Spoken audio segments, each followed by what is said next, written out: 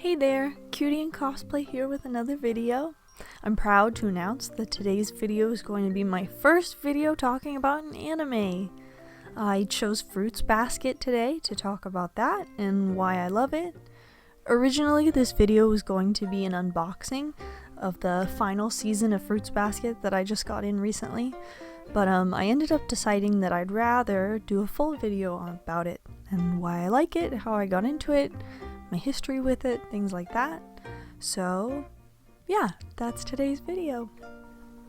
So I should say ahead of time that basically I'm just going to be talking about things that I loved and like reasons why, and I will get into some details, so just expect spoilers.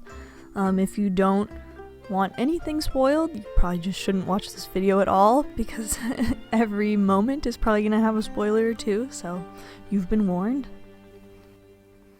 So my first experience with Fruits Basket was back in like middle school, maybe high school, and I watched the old anime, the 2001 version, and I watched it because my two friends at the time, who I will say weren't that great of friends, they were talking about it, and I was like, oh well, I should watch it too and watch it with them.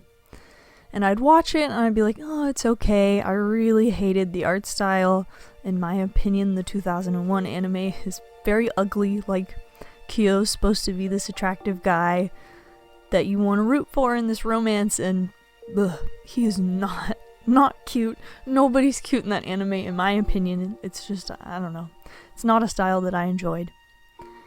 But anyway, so basically I was only watching this anime to fit in, and there were a couple funny moments that I genuinely enjoyed in the 2001 anime, but overall the anime was just kind of like overshadowed by, I was only watching it to feel close to these crappy friends that weren't even that great, and even when we had a conversation about Fruits Basket, they just kind of took it on their own and left me out of it, so it just kind of left a bad taste in my mouth, and I didn't watch Fruits Basket or experience anything about it for a long time, and I was kind of actually like, bleh, what they like isn't cool, so I don't actually like it. And then years later, way after I stopped being friends with those friends, I got into the newer anime, the 2019 one, and I actually think I just put it on because I was like, oh, Fruits Basket, you know, it's been long enough, I should give it another chance, and I really like the art style of the new one, so I just put it on when I was like just sitting on the couch having dinner or like something like that. I would just put it on in the background, kind of watch it, half not. I will say that the first season is very unassuming. Like, you come into it and you're like, okay, so the idea is this family turns into animals if the opposite sex touches them. Okay, well, yeah, you could have a couple laughs with that, but I can't really see it going anywhere. That was my thought, was like, oh, this is just some goofy, like, eventually it'll end. How many different ways can they, like, make it funny that this girl hugged this guy and he turned into a cat? Like, I was just totally like, it's just goofy and cute and nothing serious.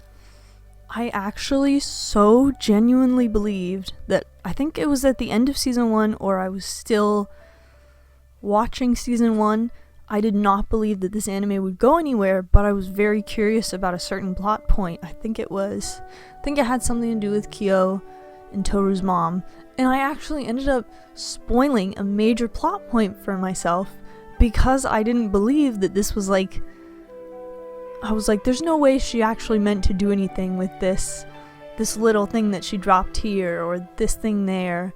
And then I look it up and I spoil that he has that moment where he was there when Toru's mom died. I totally spoiled that for myself before I even got into the second and third season.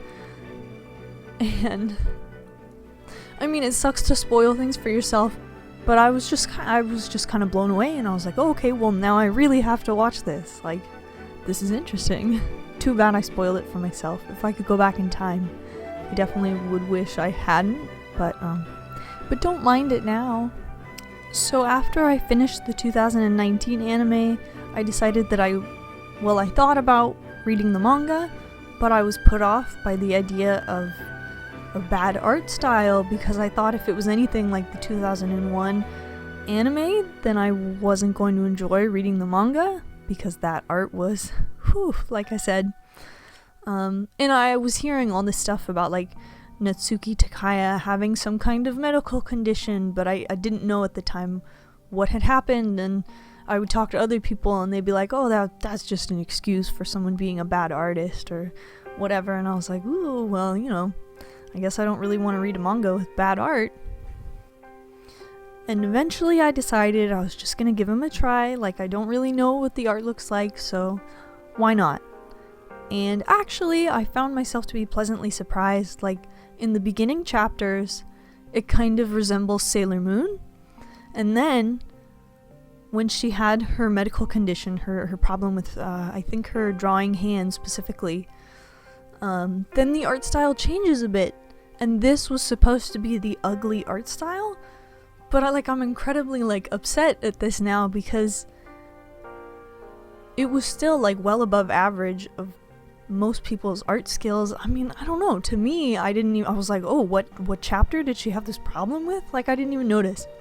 And I read in the manga, and the little special editions have notes from her, and she said that she got all this hate mail for her art, and that's just upsetting. Anyway, besides the point, I'm glad that I gave them a try. The art is great, I had no problems, so that's what I wanted to say about the manga. And then talking specifically about why I love Fruits Basket as a whole, it's very near and dear to my heart. I love the characters, I love their character development, I love the humor throughout the story, and I love the ultimate messages that she puts in the manga and the anime and the story.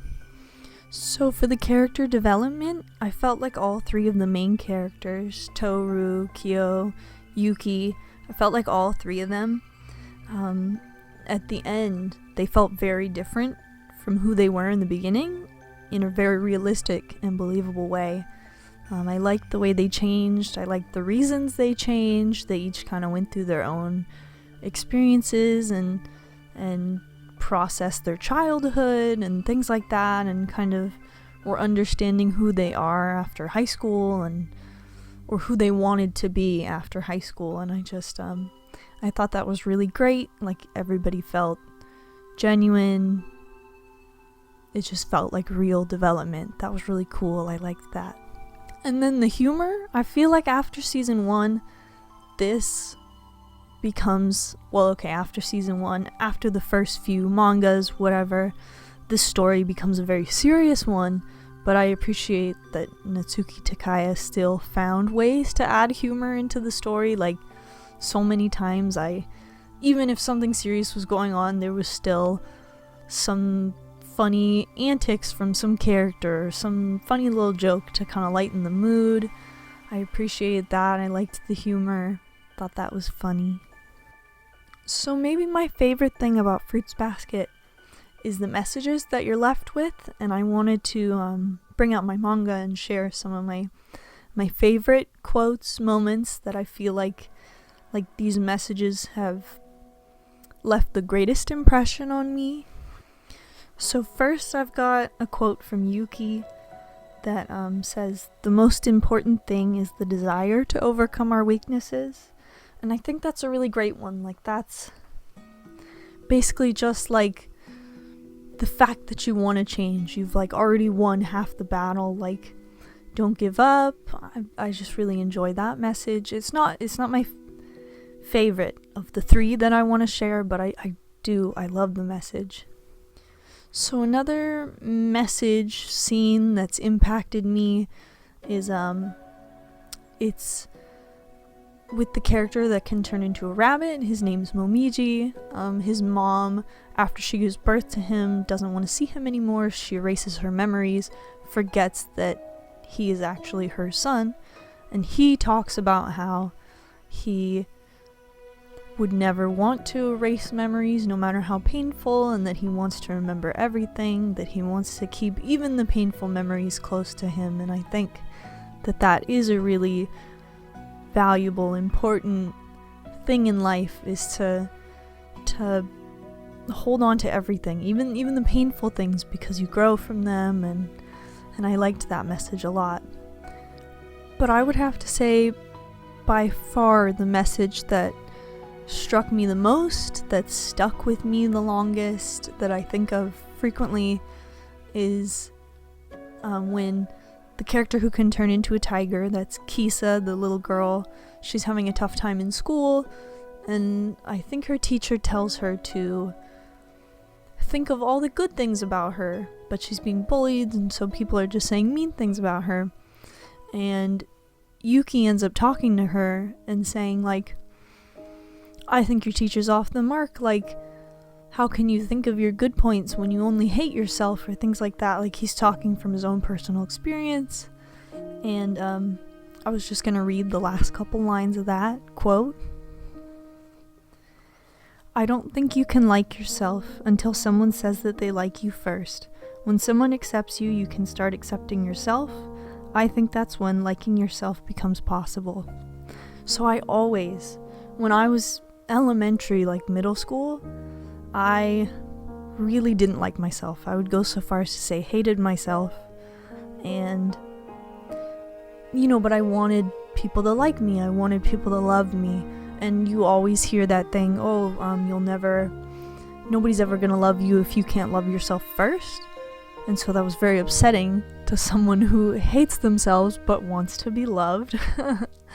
And then finally, I feel like I didn't hear this quote when it was relevant to, like, I didn't hear it at a time that it would have helped me back then, but still, when I was older, it was nice to look at this and think back to that part of my life and be like, yes, finally someone who says you don't have to love yourself first, because I agree. I don't think that's true. But, it's just a great quote. I really love it. I love that scene. I love that message, because I feel like I've never heard that from anyone else. So I think it's true that, sometimes all you need is one person to point out your good things. So I think the ending of Fruits Basket is really beautiful. No matter what, whether I watched it or whether I read it, it made me cry. I love that moment where Yuki's saying, like, we'll always be thinking of you, and hoping you're smiling, and hoping you're happy, and just so sweet to think there's so many people out there caring about her. It was really a sweet ending. I think Natsuki Takaya did a really good job. And so, I feel like I kind of wanted to sort of end this by saying that if you truly love something, you should be able to criticize a couple things. So I'll bring up a couple points that I wasn't crazy about. Particularly, I felt like it was hard to watch some scenes where people would just walk all over Toru. Obviously there's friends that would come to her defense, or like other characters in the story, but still it's very difficult to see someone be so nice and not stand up for themselves in some very like simple and basic ways. I felt like that was hard to watch, and it does kind of come back to that story in the anime and the manga about the most foolish traveler in the world, and I do feel like people like Toru, or people like the most foolish traveler in the world, those people get kind of stepped on and crushed, and you end up last. And so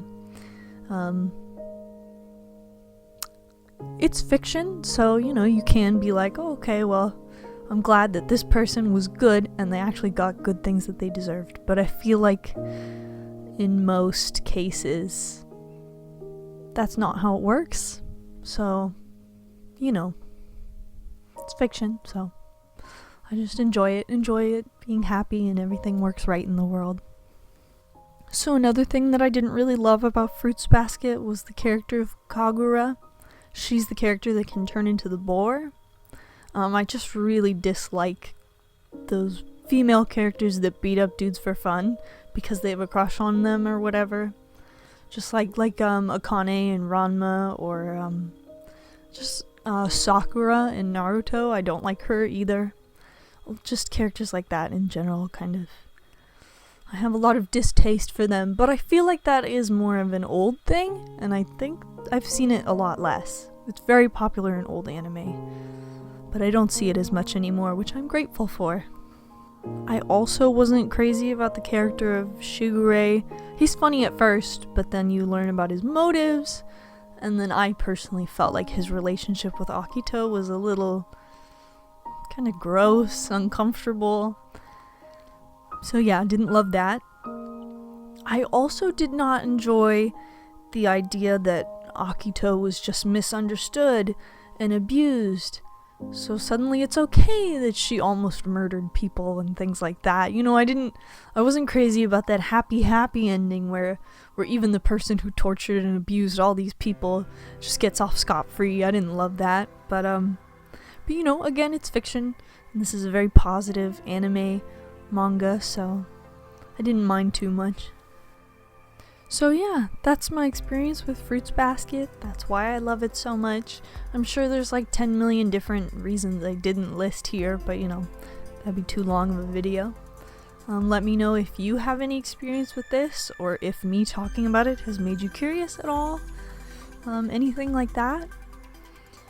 It's kind of close to Christmas when I'm filming this, but you know, when I put this video out, it'll be a little closer to Christmas, and whatever you celebrate, I hope that everybody has a really happy holiday and just a great day.